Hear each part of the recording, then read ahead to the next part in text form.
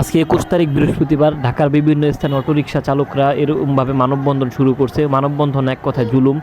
এই সময় মানুষ স্কুলে ছুটি হয়, অফিসে যায়, ওই সময়টায় ঠিক রাস্তা ব্লক করে রাখছে। আর আমি এখানে মোহাম্মদপুরের ভিডিও দেখাচ্ছি। অটোরিকশাগুলো চালকরা দেখেন কীভাবে রাস্তা অবরোধ করে রাখছে।